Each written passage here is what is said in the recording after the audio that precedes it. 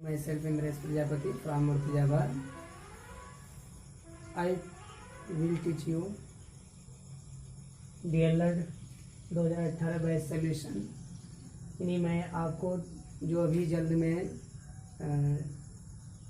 में आपका जो है कि अगस्त 14, 16, 17 को एग्ज़ाम हुआ था, उसका जो है कि आपको सोल्यूशन मैं दे रहा हूँ। इंग्लिश पेपर का जो है लास्ट दिन हुआ था 17 को आपका जो हुआ था, उसमें जो है कि मैं सोल्यूशन आपको बता रहा हूँ। उसमें आप लोग भी फ्रेंड देखिएगा क्या सही क्या गलत है, हमको भी आप इस वीडियो के माध्यम से जो कि कमेंट कीजिएगा, तो आप अपना भी विचार व्यक्त कीजिए। ठीक, ये लेट अस स्टार्ट। देखिए, इसमें पहला प्रश्न पूछा था इंग्लिश के पेपर में कि language can be acquired through, यानी कि एक जो है कि भाषा है किसके द्वारा हम प्राप्त कर सकते हैं।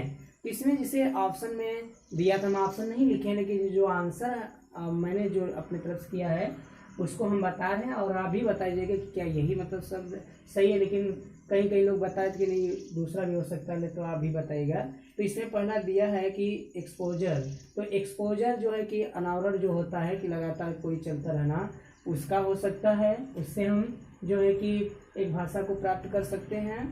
और या फिर मोटिवेशन किसी प्रेरणा दे करके जो है कि, या फिर रिपीटेशन, या कोई हम दोहरा करके किसी चीज़ को एक लैंग्वेज को प्राप्त कर सकते हैं। या फिर इसमें ऑल ऑफ एबव, या कि इसमें से चारों ऑप्शन सही होंगे। तो ये इसमें हमने चारों ऑप्शन सही, चौथा ऑप्शन सही किया है, तो इसलिए हमने यहाँ लिख दिया है पहले का आंसर नंबर 4 सही होगा, ऑल ऑफ द एबव, उपयुक्त तो सभी होंगे। ठीक, तो नंबर 2 पर यहाँ पर गाइस पूछा था कि what are the 2 productive skill, जो प्रोडक्टिव स्किल हैं उसके कितने प्रकार के हो सकते हो, क्या हो सकते हैं उसके। तो पहला इसमें देखिए दिया था कि क्या ये लिसनिंग, स्पीकिंग, क्या हम सुन करके और बोल करके जो है कि प्रोड्यूसिव स्किल को मान सकते हैं, या फिर हम इसको जो है कि स्पीकिंग, राइटिंग, बोल करके और लिख करके, या फिर रीडिंग, राइटिंग, या सिर्फ हम इसको पढ़ें और लिखें, या फिर लिसनिंग, रीडिंग, या फिर हम सुने तो बस पढ़ें।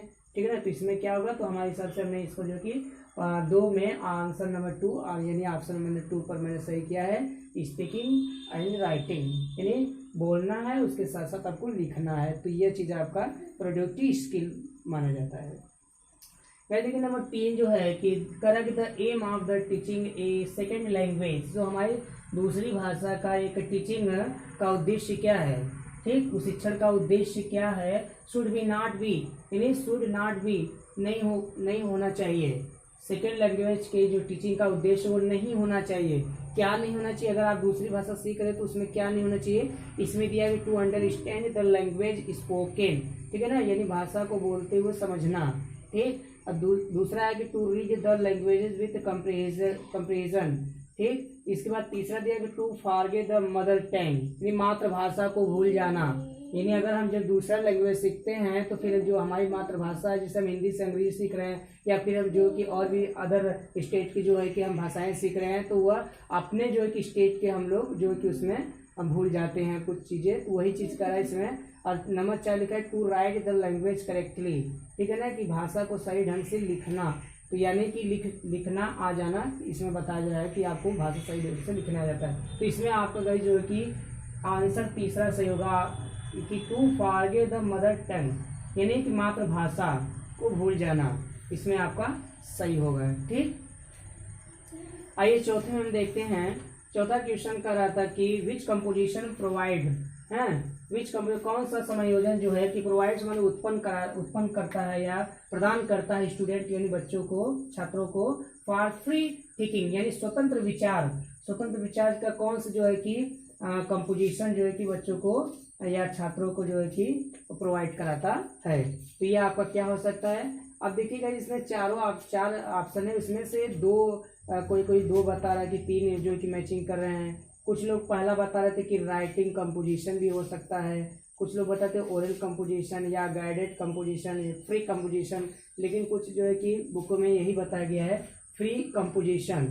ठीक, जो आप तो इसमें हमने चौथा आंसर दिया है फ्री कंपोजिशन, स्वतंत्र जो समायोजन वो बताया गया है। तो फ्री कंपोजिशन हमने यहाँ पर सही किया है। तो आप अपना भी बताइएगा कौन सा ऑप्शन इसमें सही था।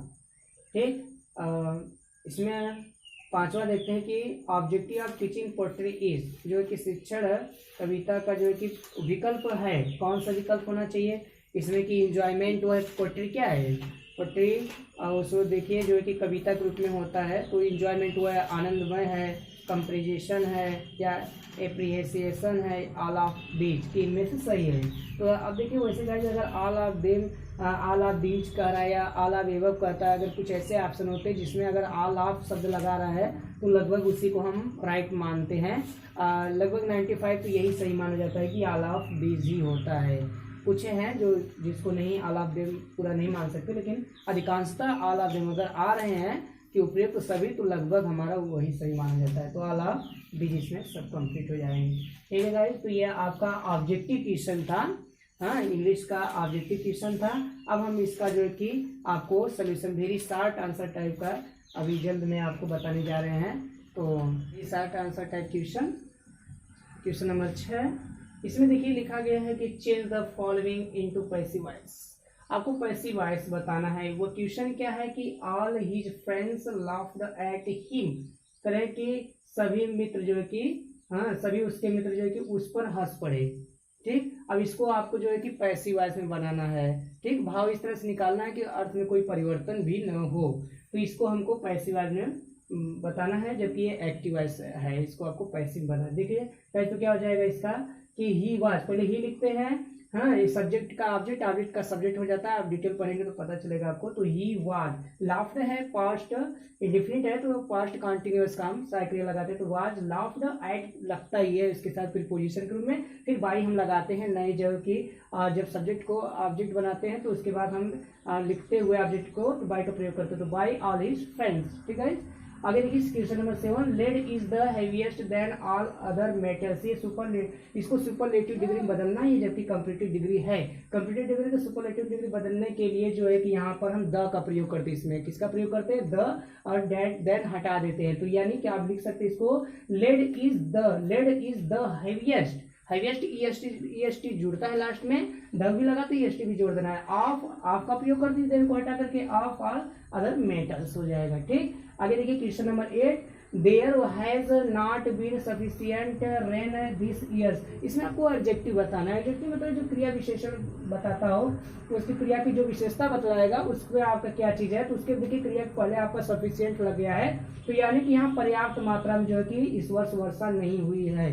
तो आपको यहाँ बताना तो कैसी वर्षा नहीं हुई, पर्याप्त, तो यहाँ बस आप सफिशिएंट लिख दीजिए, ये आपका आंसर होगा। 9 देखिए कि one who knows many language, यानी कि एक व्यक्ति जो कई भाषाओं को जानता है उसको हम पॉलीग्लॉट बोलते हैं। ठीक, बहुभाषा के रूप में इसको बोल सकते हैं पॉलीग्लॉट। फिर 10 देखिए question, I will see you dash dash है फोर जो है कि 4:15 है, यहाँ PM लिख दे रहे हैं हम, PM। ठीक, तो ये आपका हो जाएगा गाइस, तो PM। ठीक, तो यहाँ हम जो है कि समय अगर है, समय टाइमिंग को अगर बता रहा है तो हम प्रीपोजिशन एट का प्रयोग करते हैं। ठीक, यहाँ पर आपका ऐड भरना है। फिर 11 देखिए, you were speaking to someone, ये आपका है जो है कि पास्ट कंटिन्यूअस का, इसको आपको पास्ट परफेक्ट में बदलना था। तो ये आपका पास्ट परफेक्ट जानते हैं शायद, या हैव लगता है, एक बहुवचन के साथ हैव लगता है, तो इसलिए देखिए यहाँ यू हैव हो जाएगा, और स्पीकिंग का तीसरा रूप लिखेंगे स्पोकन टू सम। ठीक है ना, हाँ। तो देखिए क्वेश्चन नंबर 11 जो है यहाँ पर you were speaking to someone, यानी कि यह आपका है पास्ट कंटिन्यूअस का है, इसको आपको पास्ट परफेक्ट में बदलना है। तो पास्ट परफेक्ट में आप जानते हैं कि हैड का प्रयोग होता है। ठीक है ना, अगर ये प्रेजेंट परफेक्ट होता तो हैव लगाते हैं। तो यहाँ पर आपका हो जाएगा यू हैड स्पोकन, तीसरा रूप लिख लीजिएगा यहाँ पर स्पोकन टू समवन। ठीक है, हाँ गाइस, तो इसके पहले कि कुछ वीडियो जो है इंद्रेश सर जी आपको दे चुके हैं, आप उसको देख चुके हैं। आगे वीडियो आई हम आपको दिखाते हैं। तो ये जो कि डीएलएड में आगे क्वेश्चन पूछे गए थे, हम क्वेश्चन नंबर 12 से शुरू कर रहे हैं। आपका शॉर्ट आंसर टाइप क्वेश्चन है दोस्तों। तो और बाकी सब ऑप्शनल ऐसे भी इंद्रेश सर जी बता चुके हैं। तो आइए इसको हम देखते हैं। तो क्वेश्चन नंबर 12 है, change the following into interrogative sentence. करा कि निम्नलिखित को इंट्रोगेटिव सेंटेंस में प्रश्नवाचक वाक्य में बदलो।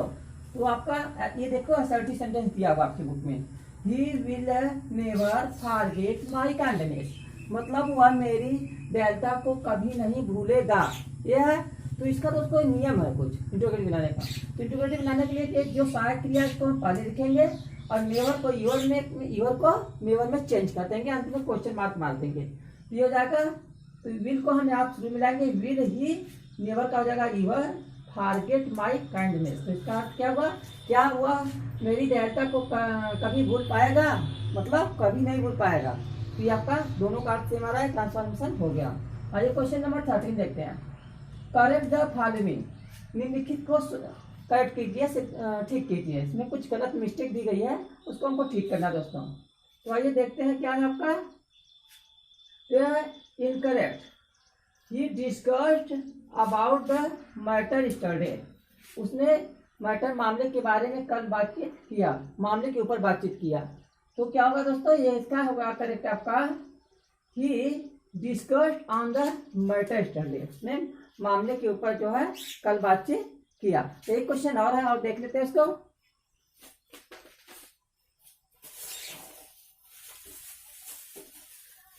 तो हाँ दोस्तों, इसका एक और ऑप्शन था छूट गया, तो वो भी देख लीजिए आप।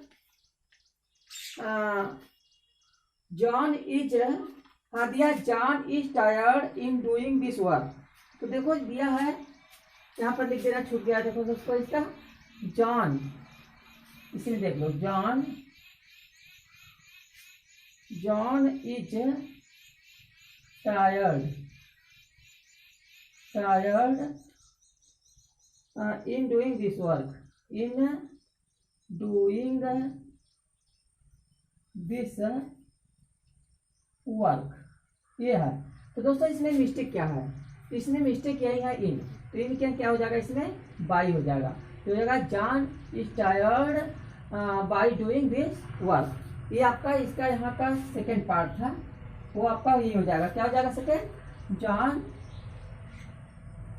JOHN, John is tired by doing this work, right. ये हो गया आपका।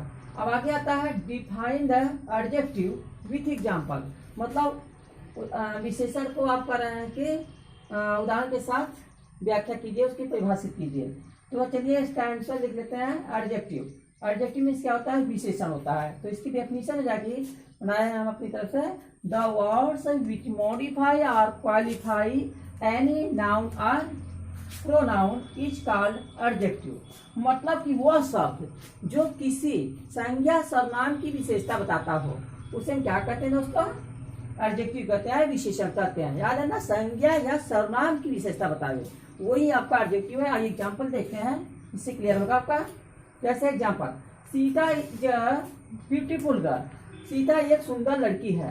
तो दोस्तों यह जो ब्यूटीफुल है, ये किसकी विशेषता बता रहा है, सीता की। सीता कैसी लड़की है, ब्यूटीफुल, सुंदर लड़की। तो इसलिए ब्यूटीफुल क्या हो गया, इसमें एडजेक्टिव हो गया। ओके, आइए जैसे और देखते हैं। I am a good YouTuber, मैं एक अच्छा यूट्यूबर हूँ। तो यहाँ पर आई क्या है, प्रोनाउन है। इसमें सीता क्या था, नाउन था, इसमें आई क्या है, प्रोनाउन है। तो ये गुड जो है आई की विशेषता बताता है कि मैं क्या हूँ, एक अच्छा यूट्यूबर हूँ। इसलिए गुड क्या हो गया, इसमें एडजेक्टिव हो गया। दोस्तों आपका 15वां क्वेश्चन है, complete the spelling of the following. तो यहाँ दिया बी ब्लैंक्स यल ब्लैंक्स भी, फिर है यस ब्लैंक्स आर ब्लैंक्स के ब्लैंक्स, ये दिया है। तो दोस्तों ये जो पहला है, ये क्या हो जाएगा, बिलीव।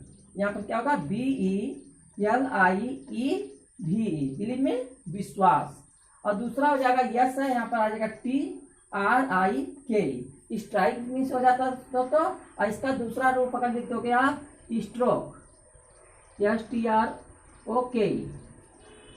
तो ये भी सही है, ये भी सही है, दोनों आपका सही माना जाएगा। तो आइए आगे क्वेश्चन और देखते हैं हम। आइए क्वेश्चन नंबर 16 हम देखते हैं। 16 है कि write a letter to your friend inviting him to attend your sister marriage party. तो इसमें लेटर है कि आपकी बहन की मांग में शादी पड़ गई है और अपने दोस्त को हमेशा दीजिए कि हमारी बहन की शादी पड़ी है, आप इसमें शामिल होइए। तो इससे चलिए आंसर लिख लेते हैं। तो आंसर आपका पहले इसमें यहाँ पर क्या लिखेंगे, अपना एड्रेस लेंगे, ठीक है, योर एड्रेस, और इसी योर एड्रेस जो अपना एड्रेस है वो लिखेंगे। तो यहाँ हमारा हो गया आहट विलेजान code Deori district Jaunpur Uttar Pradesh pin code 2241 हो गया। इसके बाद यहीं नीचे डेट देंगे, डेट है 25/8/2019, संडे का दिन है, संडे भी दे दीजिए आप। और उसके बाद यहाँ पर लिखेंगे किसको आप संबोधित करें एड्रेस में, माय डियर फ्रेंड विजय मान लो है, मैं भी कोई जॉब है जो आपका जिसको लिखना है उसका नाम यहाँ पे लिख दीजिए। ठीक है, अब यहाँ से शुरू करेंगे। देखो अगर खुशी की बात है यहाँ पर हम मेरे का प्रयोग करेंगे, अगर दुख की बात है तो चारों का प्रयोग करेंगे। जैसे दुख की बात है आई एम सॉरी, चारों सिंफानी, सॉरी सिंफानी, और खुशी की बात है तो ग्लैड, शादी की बात है तो ग्लैड लगाएंगे। तो I am glad to inform you that the marriage of my sister will be held on November 10, 2019। मतलब कि हमारी बहन की शादी जो है 10 नवंबर 2019 को पड़ी है। The youth is an engineer, तो जो लड़का वाला है, लड़का जिसकी शादी वाली है वो क्या जो है एक इंजीनियर है, अभियंता है।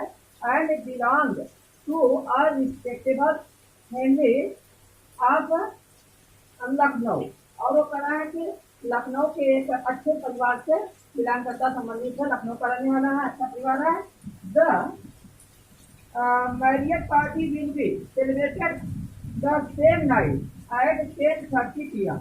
मतलब जो शादी की पार्टी है, शादी की प्रोग्राम है, वो उसी रात 10:30 बजे मनाई जाएगी। फिर इसके बाद आपका एट माई रेजिडेंस मतलब निवास स्थान, हमारे निवास स्थान से मनाई जाएगी। और ये आगे लिखते हैं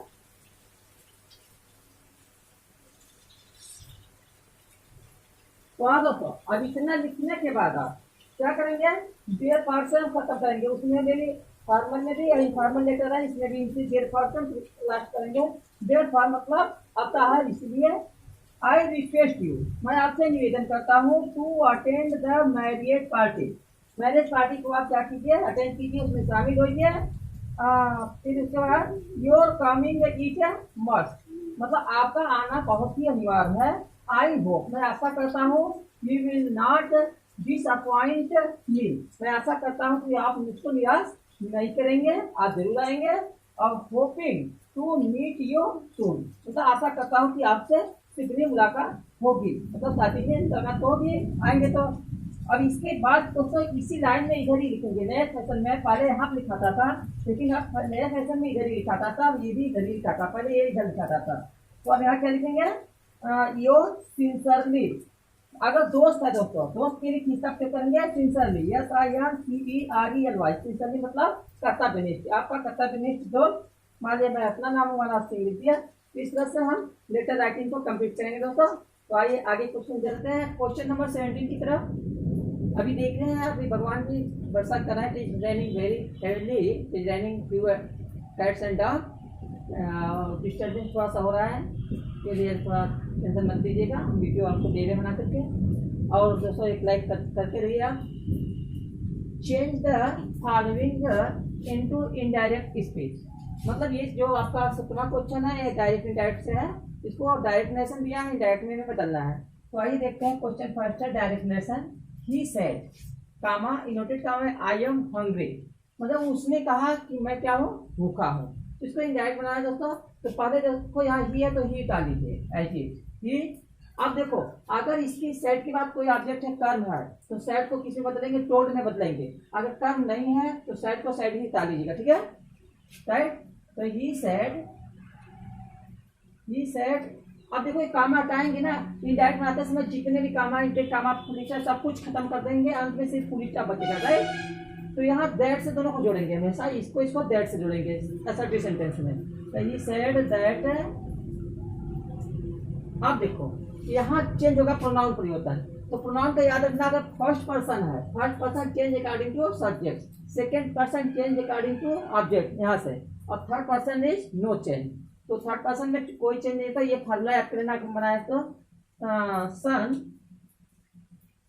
123, राइट, इस फार्मूले की बेस पर बहुत ही अच्छा फार्मूला है, son 123। Son subject, first person, एक मतलब first person change according to subject, दो मतलब second person change according to object, three मतलब थर्ड पर्सन एन मतलब नो चेंज, थर्ड पर्सन में कोई चेंज नहीं होगा दोस्तों। तो आई कहाँ बदलेगा, ही से, तो यहाँ से ही से हो जाएगा, तो यहाँ क्या हो जाएगा, ही हो जाएगा। तो दैट ही, अब देखो अगर यहाँ पास्ट टेंस है तो ये भी प्रेजेंट का टोटल किस में जाएगा, पास्ट में जाएगा। तो ये यहाँ एन के क्या हो जाएगा, ही के साथ क्या होगा, वाज लगेगा ना, तो he was hungry, HUNGRY, hungry मतलब भूखा, अंत में फुल स्टॉप बचेगा और कुछ मत लगाना। नेक्स्ट है दूसरा इसका पार्ट है, डायरेक्ट नेशन दिया है, राजू सेड कामा में Ramesh has been eating food, मतलब राजू ने कहा कि रमेश खाना खाता रहा है। तो आइए इसको चेंज करते हैं, कैसे होगा देखते हैं। तो राजू टाल दीजिए पहले एजेक्ट, राजू, अब देखिए सेड के बाद कोई ऑब्जेक्ट नहीं है इसलिए इसको हम उतारेंगे, क्यों कहते हैं राजू सेड। अब दैट से दोनों को जोड़ दो, दैट। अब रमेश देखिए क्या थर्ड पर्सन नेम है, इसमें कोई चेंज नहीं होगा, तो रमेश भी उतर जाएगा आई थिंक, रमेश। हाँ अब टेंस परिवर्तन होगा, यहाँ देखिए पास्ट टेंस है, ये पास्ट में जाएगा, है स्किन क्या हो जाएगा, है देगा। अगर यहाँ प्रेजेंट या फ्यूचर होता तो इधर चेंज नहीं होता, तो ये हो जाएगा रमेश हैड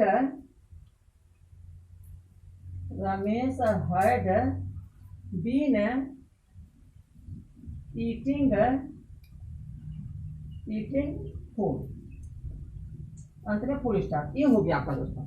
अब इसके बाद आता है हमारा question number 18, right 4 sentences any one of the following topic. Topic means होता है प्रकरण, सेंटेंस मतलब वाक्य, तो निम्नलिखित प्रकरण के ऊपर 4 वाक्य आपको लिखना है। तो आइए यहाँ पर ऑप्शन दिया है, 2 ऑप्शन दिए हैं। पहला आपका पॉल्यूशन, पॉल्यूशन मीन्स क्या होता है, प्रदूषण होता है। दूसरा आपका दिया है the value of health, value मतलब कीमत, मान, हेल्थ मतलब स्वास्थ्य, स्वास्थ्य की मान, स्वास्थ्य की कीमत, स्वास्थ्य का क्या चीज है उसके ऊपर लिखना है। तो आइए हम पॉल्यूशन पे लिख देते हैं, चलिए। तो पॉल्यूशन मीन्स प्रदूषण हो गया, तो आइए डिफाइन कर देती है एक लाइन में, the unwanted activities which corrupt our surroundings is called pollution. बहुत अच्छी डेफिनेशन लर्न कर लीजिए, मतलब अनवांटेड मतलब अनच्छे, जो इसकी इच्छा न करें। अनच्छी एक्टिविटी में ना क्रियाकलाप, वह क्रियाकलाप जो कि हमारे सराउंडिंग माने परिवेश होता है, आसपास का जो माहौल, उसको क्या कहते हैं, सराउंडिंग। इसका कहाँ गया जी, our surroundings is called pollution, मतलब हमारे आसपास को जो प्रदूषित करते, खराब करते, जिसकी हम इच्छा नहीं करते हैं, ऐसी चीजें, प्रक्रियाओं को क्या कहेंगे, कामों क्या कहेंगे, प्रदूषण कहेंगे। तो आइए दूसरा पॉइंट लेते हैं, पॉल्यूशन इज 4 टाइप। पॉल्यूशन कितने प्रकार के होते हैं, 4 प्रकार के होते हैं। तो नंबर 1 है एयर पॉल्यूशन, मतलब वायु प्रदूषण, हवा के, अगर दोस्तों हवा में जो गंदगियां होती है उससे जो प्रदूषण होता है उसको क्या कहेंगे हम, एयर पॉल्यूशन, जैसे मोटरसाइकिल जाना, धुआं निकलना। फिर वाटर पॉल्यूशन है जल प्रदूषण, मतलब पानी में अगर गंदगी हो रही है तो उसको क्या बोलेंगे हम, वाटर पॉल्यूशन कहेंगे। तीसरा आपका नॉइज पॉल्यूशन, नॉइज पॉल्यूशन मतलब ध्वनि प्रदूषण, जैसे गाड़ी मोटर जा रही है, हॉर्न दे रहा है, कहाँ बड़ी बड़ी कंपनियों में मशीनें चल रही है, सब क्लास में बच्चे शोरगुल कर रहे हैं, सब क्या है, नॉइज पॉल्यूशन है।